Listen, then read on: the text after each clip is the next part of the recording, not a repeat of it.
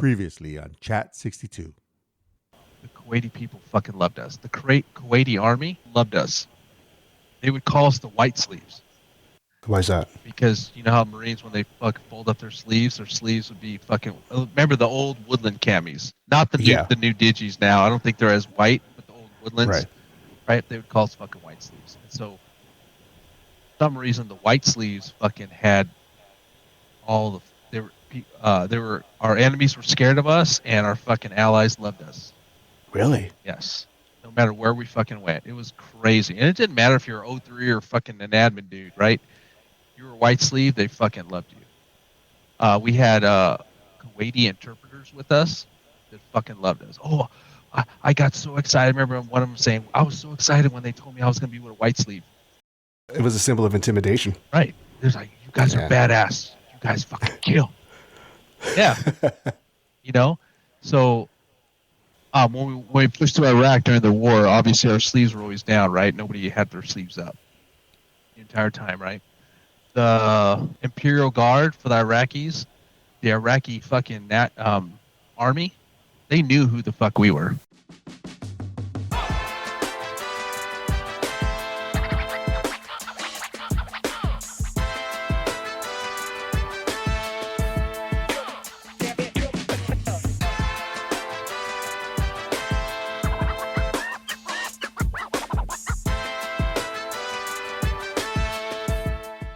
Before we dive in, make sure to stay connected by following us on Instagram at Chat62Podcast. If you're enjoying the show, we really appreciate a 5-star rating and a follow on your favorite platform. Got questions, stories to share, or want to be a guest? We'd love to hear from you. Reach out to Eric Monarca at chat62podcast.com, Martin Almanza at chat62podcast.com, Ruth Monarca at chat62podcast.com. So you did your 9 months out there. What happens after that? So we pull back, come back, right? End of 2003. And that was, I want to say, at the beginning of when the Marine Corps was talking about this decompression time, right? Marines were coming back and they were already starting the decompression. So they wouldn't let us come back to our families once we were back in state, or in country rather, for 3 weeks to a month, because they wanted us to decompress. But here's the thing, here's the crazy thing. There was nothing, they weren't giving us any tools to decompress. They just had us at Camp Pendleton fucking forming Just up. like if you were living like a non-base Marine, right? Basically? Yeah, forming up, cleaning weapons, fucking working out. There was no PTSD talks. There was no counselors. There was none of that shit. But they called it decompression period. Right? You're supposed to, all the stresses that you dealt with over there, you're gonna take it out during PT or fucking cleaning your weapons. Right. And it's gonna make you normal. So when you do see your family, you're not gonna have any episodes. So that lasted about a month. Then we were finally able to planes and fly back to our home state. And I think 10 days with our loved ones. That's all you got. Yeah. But then we were still on active duty orders, and then we got to we had to report back to the I&I center, the reserve center, on active duty. What was it like during those 10 days being at home? It was rough. If you want to talk about it. No. Without getting into too much detail, it was rough. Nightmares and cold sweats and a lot of, everybody's mind is different, but it was a lot of that playing that movie reel back in your head. Like you could still, like there's times where I would still smell the smells, hear the voices, like as if it just was happening to me, and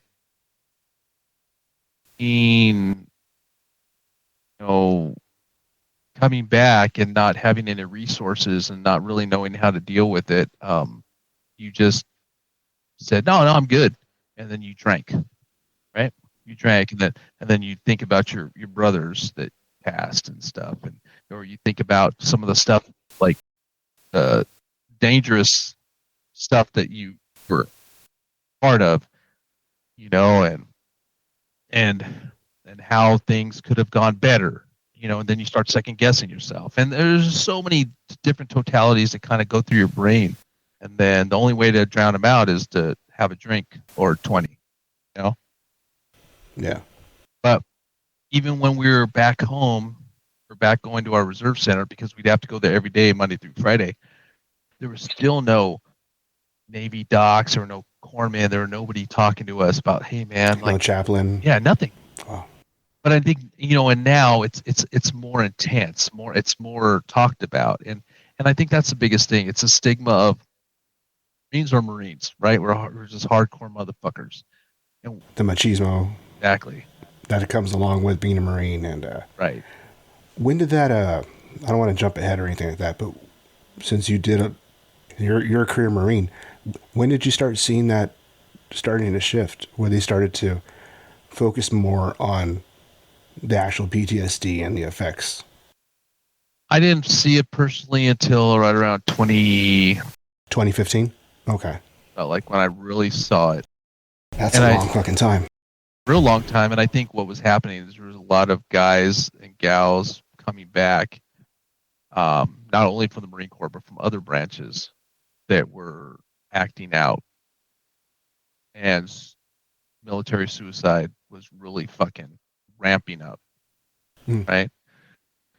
So, they say they have this number 22 a day, 22 lives, and I think the U.S. government or the U.S. military was really starting to see the effect of it, and more and more guys and gals were talking about it through through avenues like social media. Right, social media.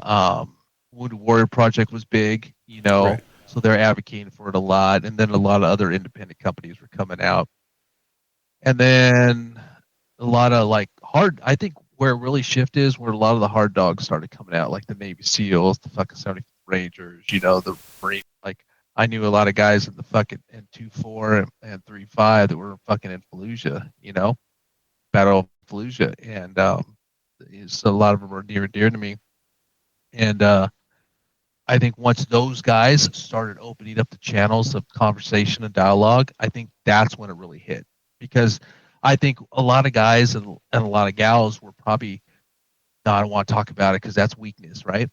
But then when they see these big dogs fucking talking about it, I think that's when the lines of communication really started to open up. Yeah, they're like, it's okay now it's okay.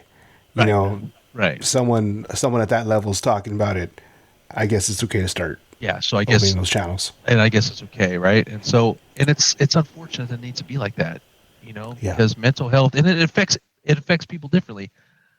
I know guys that never went in country, but heard all the fucking bombs and all the other shit going off, and they're fucked up. And then and then I got buddies who were with me engaged in some stuff, and they're fucked up. So it affects people differently. Yeah, it does. But ultimately, you can only hold it in for so long. Ask it so long, because it's going to show its ugly face, whether it's in 5 years, 10 years, 15 years.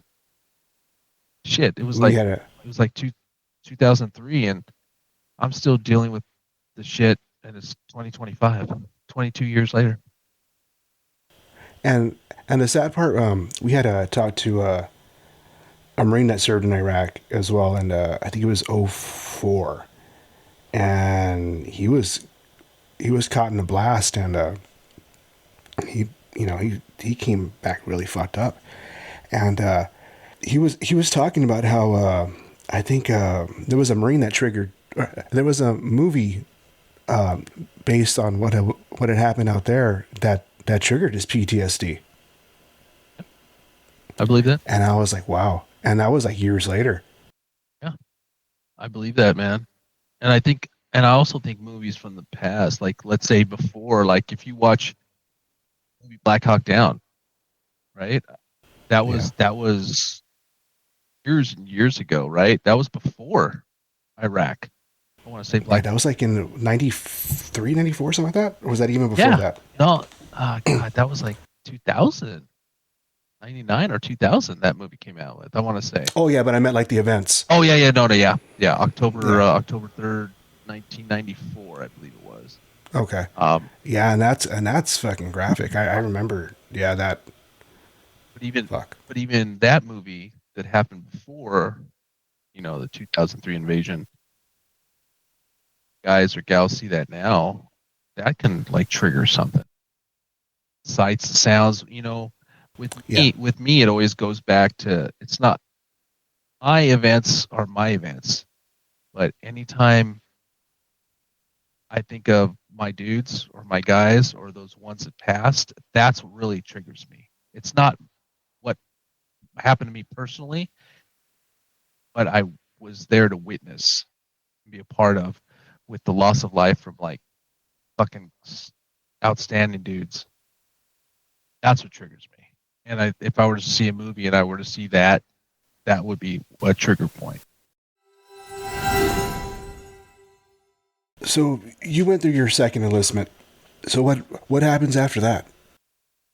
Well, what happens after that is I continue staying as a reserve, right? As a reserve, okay. Yeah, as a reserve.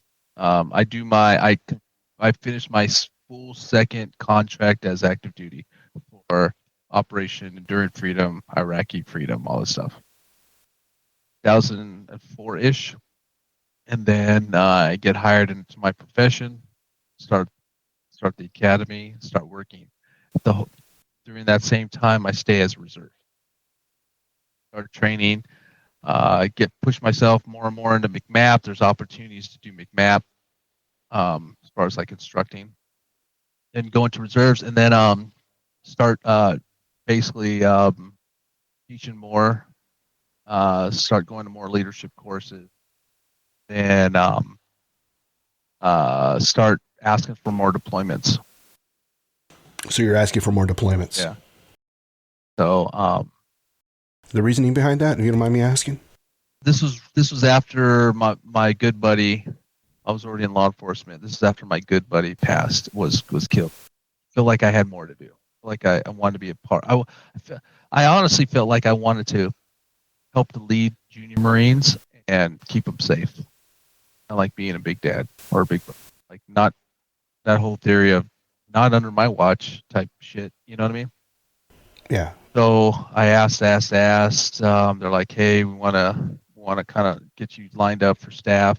What do I need to do? They're like, well, I got heavily involved in courses for staff, and then continue to train and mentor leadership for younger corporals coming into sergeant.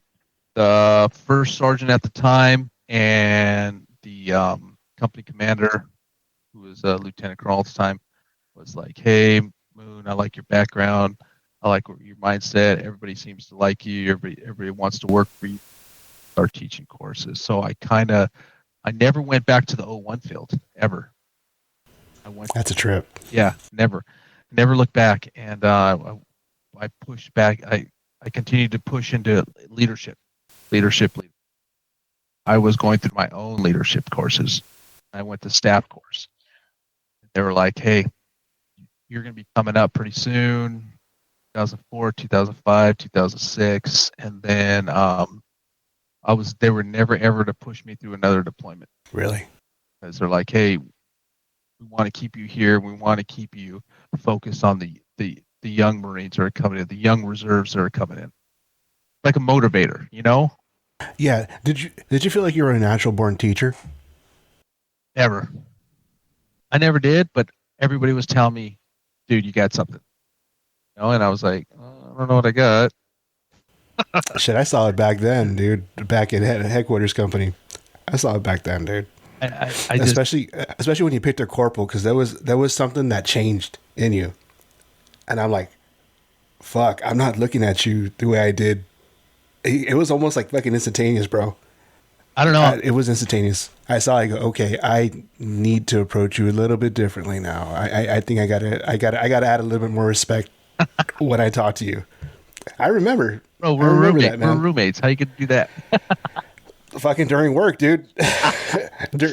During work. I mean, that's when it really applied. But yeah, the minute you picked up corporal, it was just, and it wasn't a bad thing. No, it's just it's like if you knew where the road was going to take you. I don't know, man. I never really saw a direction. I just knew I just wanted to help. Claiming the title to me was like not only claiming the title, but what Marines do, like going to war. And I'm not saying that if you didn't go to war, you're not a Marine. No, no, no. I'm just saying for myself, that was my ethos. You know what I mean? Was yeah, sure, yeah, I'm a Marine, rah rah rah. But at the same time, it's like fucking, hey, I raised my hand for the fucking for a reason. Like I'm not gonna bitch out right now. Like like I said, some of the guys are doing. Yeah. And I think they saw me as like, hey, want you to stick around. We want you to mentor these young cats. We want you to get in their head. And then, dude, they were even sending me. Now, I was already in my law enforcement career. They would even send me to high schools to talk. Really? Yeah. And then they would send me out with recruiters, right, for like fucking career days. And the recruiters would be like, hey, got some Marine, came back from combat in Iraq, blah blah blah. He's going to tell you a little about his background, stuff like that. And then they'd have me talk for like an hour. And they would use me as like a tool. But the whole time I was like, hey, I want to be in the field with the boys. I want to be fucking out there. I want to be out there. I want to be out there. And my lieutenant colonel was like, hey, dog, this is what you can do. Roger that. Yes, sir, I get you. Yeah. So then I just continued. And then I honestly thought, like, at one point in time that I'm done. This is, what good am I? A fucking talking point for people at high schools. Even they would send me to the college to talk. I didn't think I was serving the purpose anymore in the Marine Corps after staff, right? And then they're like, hey, we want you to teach more MCMAP courses. We want you to get our guys up to green belt, and so then I started heading up that. But then I had a crew. By the time I was staff, I had sergeants and corporals that were fucking doing that. I was just overlooking it. So I went to the administrative leadership side. Oh, and my first sergeant fucking loved me, man. And I love this guy. I talk to him to this day. Fucking all he does now is drink and play golf. Like, dude, you got something a lot of people don't have. He goes, but stay in, you need to put your time in. And so, long story short, the instruction, the mentorship, all leadership stuff, that all ran its course until I said about year 18, I'm fucking done. If I can't do what I want to do is deploy, I want to be out there. I want to be doing shit. I don't care what it is. If I can't do that, I'm done. So what I did is from the SMCR, I went straight to the IRR. And to keep me in, the lieutenant colonel was like, we're going to fucking give you Gunny. You're in the zone. You're going to get fucking Gunny. Oh, shit. And I'm like, and so now but you have to understand, within that time, I divorced. Like, I divorced my ex-wife. I had a daughter. So yes, my allegiance was with the Marine Corps, but at the same time, I had to be here for my daughter. I didn't want my daughter to ever think I was ever out of my life, because at the end of the day, bro, I love the Marine Corps with all my heart, and it's who I am today, and it's what made me I am today. But my greatest accomplishment in life are my two children, my son and my daughter, right? And I just knew that I did not want to leave my daughter abandoned because Marines were getting killed, right?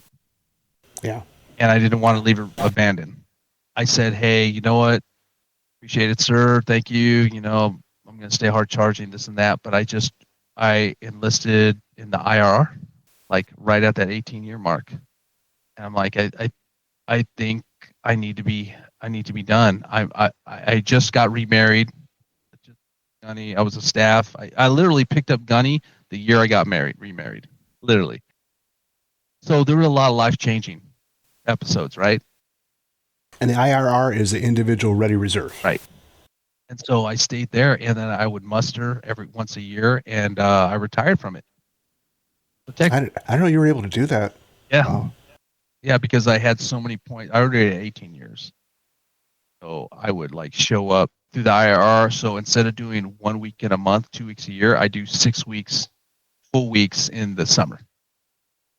So I actually got all my points for that year instead of having to go 1 week in a month, 2 weeks a year. Yeah. Wow. So and then I find out my current wife is pregnant with my son, and then shit, just things really changed, right? So I got a daughter who's growing up. Now I got a son on the way. Now Yeah. my world's changing. Now my priorities are changing. In a nutshell, that's what transpired in 20 years. So the end of my career wasn't as sexy as I really thought it would be, but nonetheless. Hey man, there's fuck. There's nothing to fucking be to look down on that. I mean, you did your 20 years.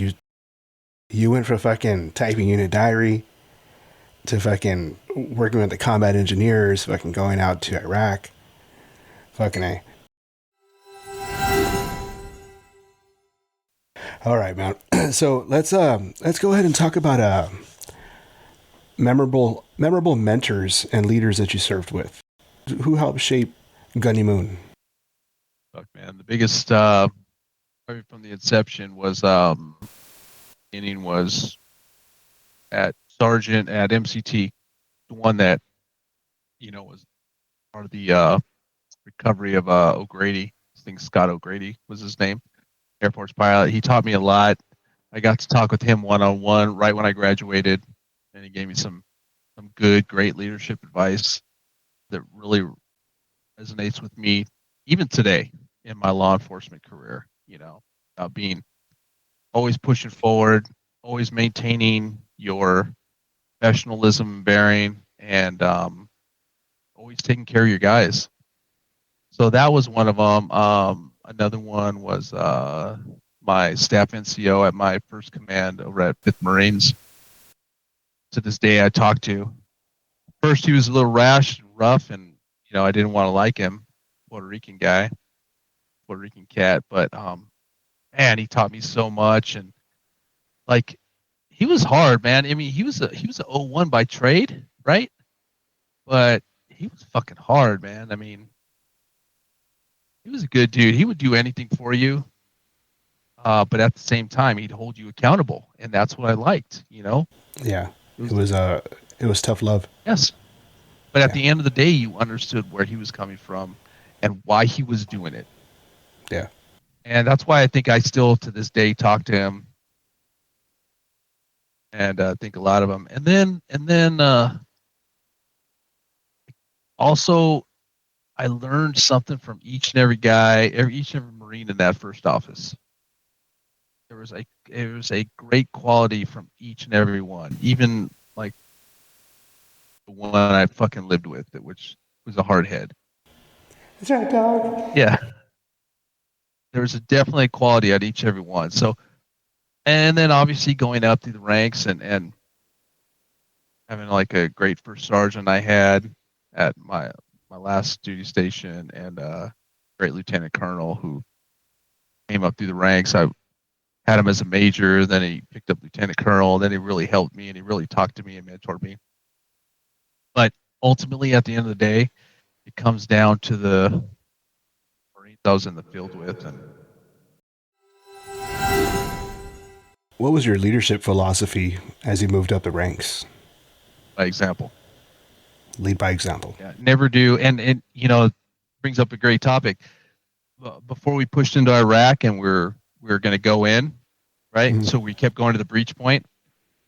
We had a platoon meeting, and I was there with the other squad leaders, the other 3 squad leaders, right?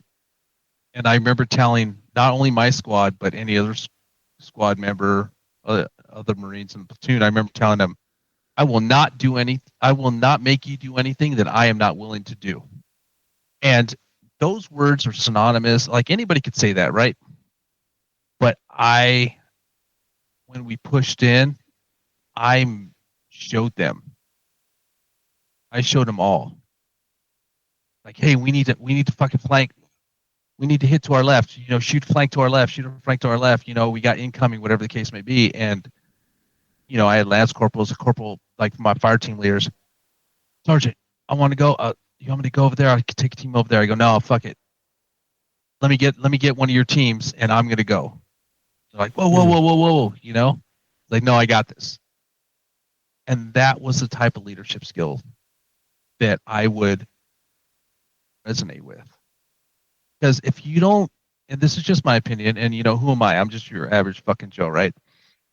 But if you don't show your Marines or you don't show your guys that you would not be willing to fucking do it yourself, it's just too hard for me to say, hey man, I need you to go do this. And like looking at me like, oh, what? And I was like, yeah, go do it. Okay, Yeah. But then if you show them, like, fuck this, I'm going to go do it as a fucking leader. I'm going to make sure it's clear before I send you. Sure, is this a stupid thing to do? Yeah, you lose leadership, maybe. But at the same time, you gain their trust. And I think when we came back, we had like an evaluation, leadership evaluation. I could not. I was like, privately, I fucking came down to tears because of what my guys said about me, for what other Marines in the platoon said about me. It's not very highly of you. Yeah. And I was like, fuck, wow, I made an impression. I've always thought of leadership by example as paramount, and even my law enforcement career as leader, what I do now. So I have a lot of guys that I work with that are underneath me, and they'd be like, hey Moon, you don't need to be taking those chances. We got this. I'm like, no, I can do it.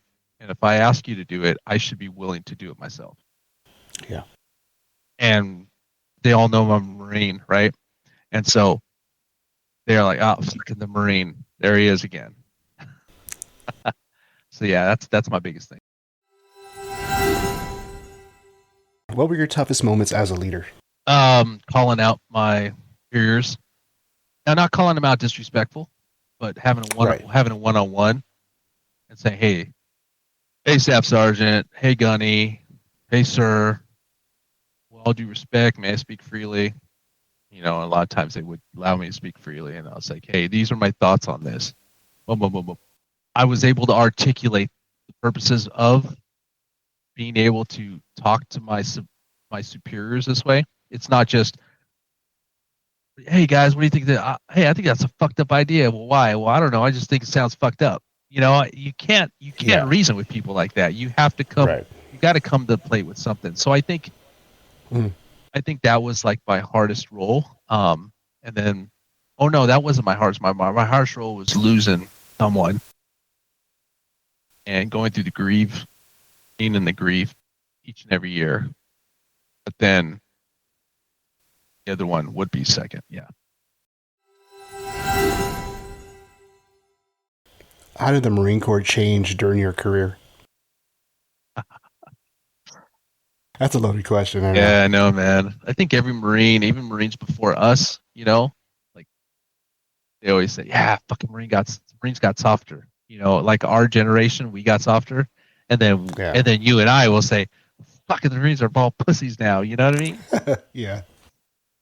I don't think necessarily the Marine Corps changed for the worse. I think there's more opportunity now, not only on your professional career throughout the Marine Corps, but I think on your mental health, which I wish they would have had when I was, when I was in a little more. I think they're making great strides to kind of evolve, like with technology, and equipment stuff. So I really don't see it as it's not a bad thing, right? Oh, not at all. With everything, the world changes, and evolution is either a good or a bad thing. And I think right now, the Marine Corps is on path to do what they need to do. Yeah, and that's the thing about evolution. You can't stop it. It's always going to be. It's just something that's forever, pretty much.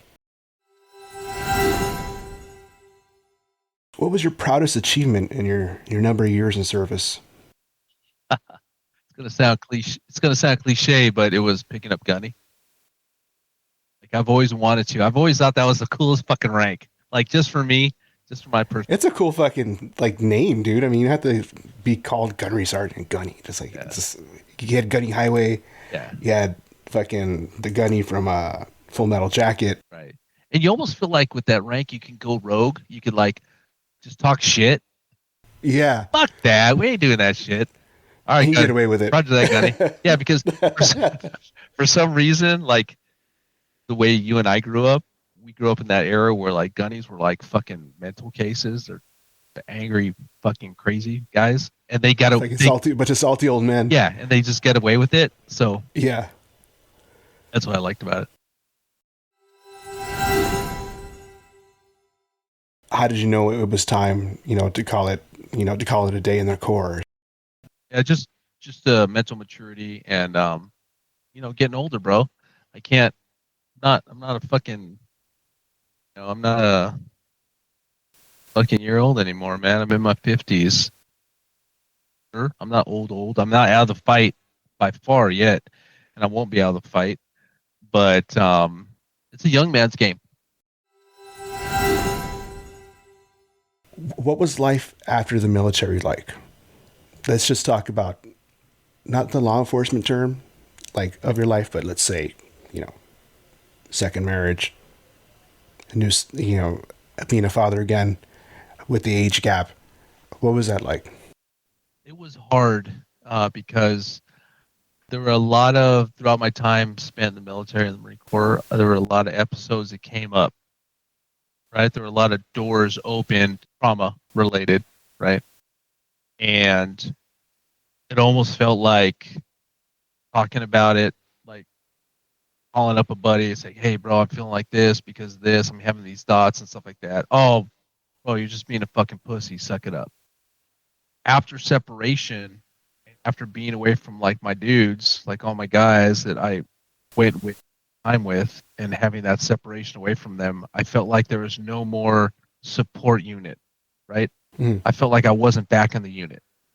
Brothers weren't to the left or to the right of me anymore. So that was really hard for me. Mental aspect of it. Then I'm in a new marriage with a new life, and then now I have a son. I almost felt like I wasn't prepared for all of this, even though I chose all of this. You know what I mean? It was hard being without what I had, what I always felt the Marine Corps was my support system, and now everybody's gone. Everybody's kind of moved along, lived their life, either transferred to different duty stations for active duty guys, or they've moved out of state and they're doing other careers somewhere. So I felt like that brotherhood was lost. Being in law enforcement now, they call it quasi-military when it's called law enforcement, but it's really not, because in law enforcement, it's CYA, it's cover your own ass. Mm-hmm. Marine Corps, it's fucking, we're covering each other's ass, right? We got your six. Yeah, we always got your six, and it's just a different mentality. Now, there's a lot of former Marines that I work with, which are good, served in different served in different time eras, but it's still not the same. So that was probably the hardest obstacle to deal with, and still be sane, or not sane, but still be in a loving, open, honest relationship with my wife and raising my son and trying to stay on point. And back in my mind, I got all this shit going on. That support system. I can't just fucking call up and say, hey dog, hey, can we meet up? Oh yeah, let's meet up somewhere. Not gone. They're not gone forever. They're just no longer in the state. Yeah, they're not as accessible as they once were. Yeah. That's been the hardest thing. So recently you went to Tennessee and it was a canine hero rehab and rehoming, right? Right. Can you talk about that and elaborate on that? No, absolutely. Okay, cool. I think it's a cool topic, so.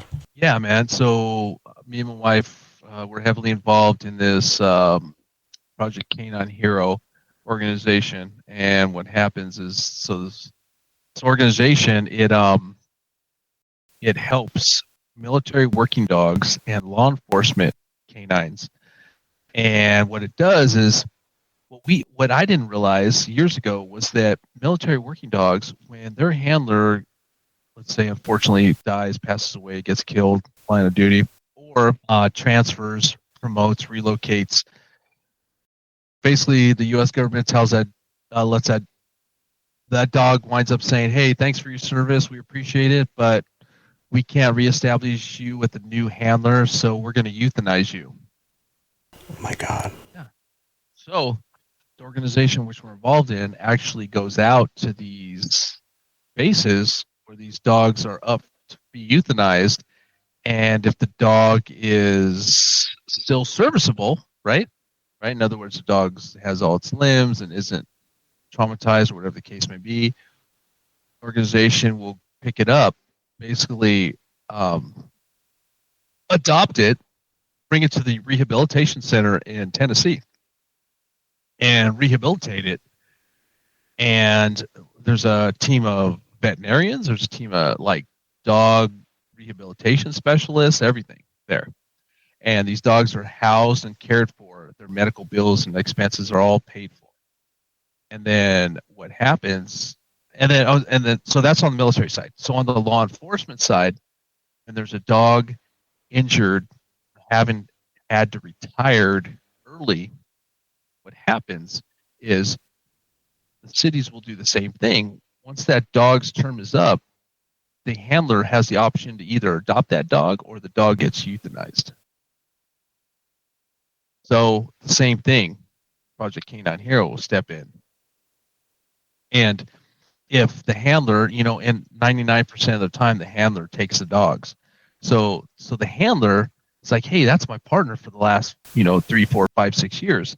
I can't just let them kill this dog. This dog's had my 6 for fucking all this time and is a, badass dog.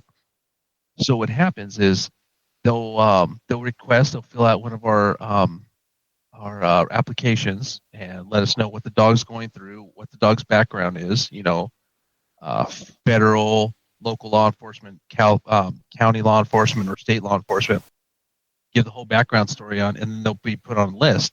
And so what we'd like to do, or the organization does, is they'll select the dog, they'll allow the canine handler to keep the dog, and Project Canine Hero will pay all that dog's medical expenses the rest of that dog's life, so that dog can live a good life for the service it has served.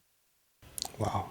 And then the dogs that get basically released to the rehabilitation center, what we try to do is they try to find a military member or a law enforcement member struggling with PTSD and marry their relationships up, and then give them the dog, right? Yeah. PTSD like a service animal for them. Yeah. And at the same time continue to pay for that dog's medical expenses, x-rays, surgeries, veterinarian costs, whatever, for the rest of that dog's life, so that veteran or that law enforcement member struggling does not have to pay a dime. Wow, that's an amazing organization. Wow. Yeah. It's founded by an individual he was a prior military working dog handler in the Army. Mm. Got out of the Army after a number of years. He became a police officer in, I want to say, the state of Washington State, was on their SWAT team as a canine handler, and then just has a love for these dogs, right? Because these dogs are fucking incredible, man. I mean, I could tell you so many stories about these dogs, and they're just so selfless. They're heroes, and they will put themselves in harm's way just to protect their handlers, right? Or just to protect the Marines, like, because we have Marine dogs that we sponsor, right? Wow. Military working Marine dogs, Special Forces Navy SEAL dogs, right? We have police dogs, FBI dogs, ATF dogs, TSA dogs. There's so many damn dogs that we sponsor, and this organization is just sifting out the money just to pay for their medical bills. So me and my wife were really involved in that. We love the organization. We love what it stands for. It's like my happy place to be around animals, because based off my experiences and things I've been through, not only military related but law enforcement related, I have a lot of PTSD, right? And so I have 2 dogs here. They're our dogs, and then I go to equine therapy about every week for a while. And and if you don't know what equine therapy is I work specifically with horses. Yeah. And I spend an hour or 2 out there once a week, and it just clears my mind. And like the power of animals is incredible. I mean, you know how it is. The power of animals is just incredible, and they're such loyal, loving creatures. And so they've really helped me through my journey, and now this Project Canine Hero is helping. Yeah, I have a therapy bunny we got her after my daughter passed away. So and then we got our 2 mixed breed cattle dogs here that have been yeah, they know, man. It is the power of an animal, no matter if it's a bunny, Yes. dog, cat, horse. There's just something that they can release in you. Like, it's tough to explain, but it's just like, it feels like magic. Yes. Almost, you know? Yeah, it releases like serotonin or endorphins, and it's like when I get out and ride my horses, right? Like I do extensive horse riding and stuff. I'm getting into roping now. They say that horses are probably the most intuitive animal because they link up with your heartbeat. I don't know how they do it, but apparently they do it. But since I've been doing my equine therapy, I've had the horse that I'm working with like call me out on my bullshit. Really? Yeah. Like I'll be doing groundwork right with the horse before I get on it, before I get on him, and he'll know like the therapist will ask me questions like, "Hey, how's your day going? How's your week been going?" "Yeah, everything's okay." And the horse will stop fucking walking and start fucking nudging me with its nose like that. Like, come on now. Like fucking tell the truth. And I'm like, Yeah. fuck. You know, just because I don't want to go that extra step, I don't want to talk about it, right? And then he'd be like, "Yo, what the fuck? You gonna be honest or what?" Yeah. And then it's like, "Oh shit, oh, it hasn't been," and stuff like that. And like horses are just, I've been around dogs all my life, you know, other animals as well in my life, but horses are just, they don't fuck around. They're like no shit, and they sync up with your heart. Having a bad day, they know when you're not being honest. You know, a lot of times, you know, there'll be butt heads, and horses are. It's so funny because my therapist was telling me that horses are always looking for an alpha. So if you're not that alpha, they're gonna fucking be squirrely on you. Right.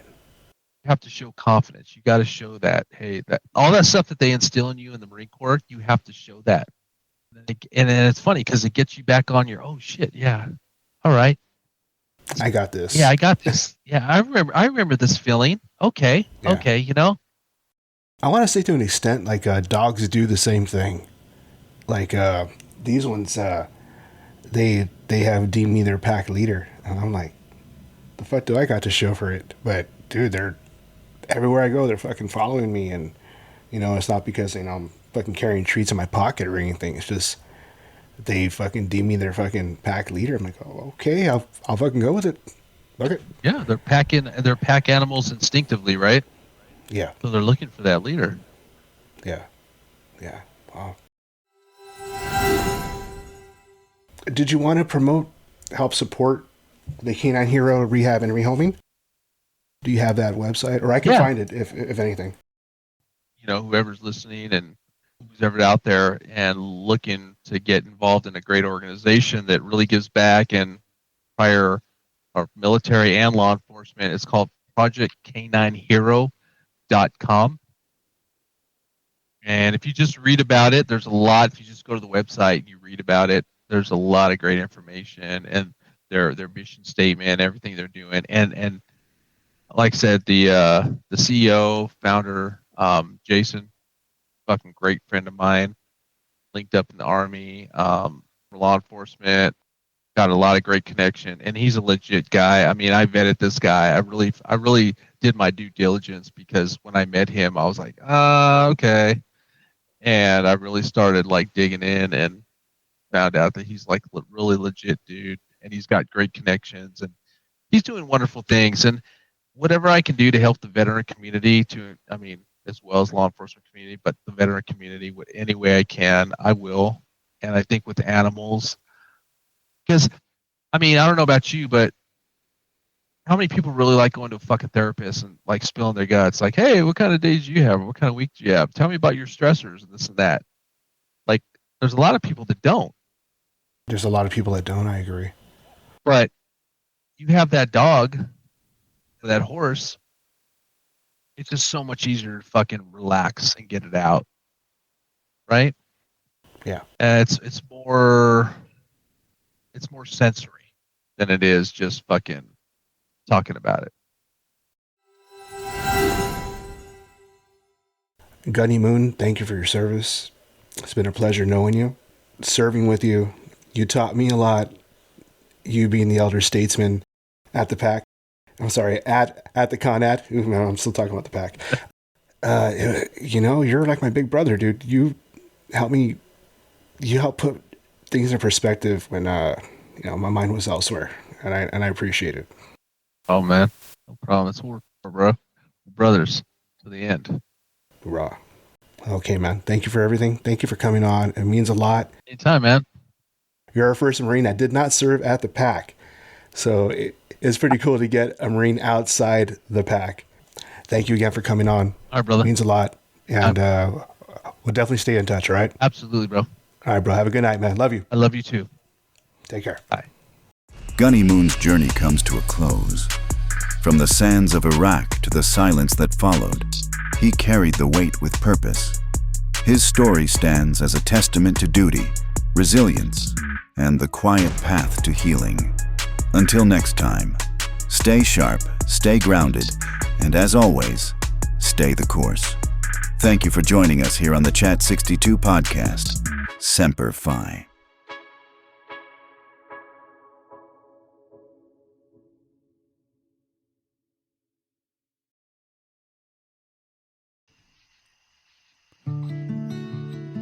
Brothers and sisters at arms, are you struggling with your mental health? You are not alone. There is help available. The National Suicide Prevention Lifeline is there for you.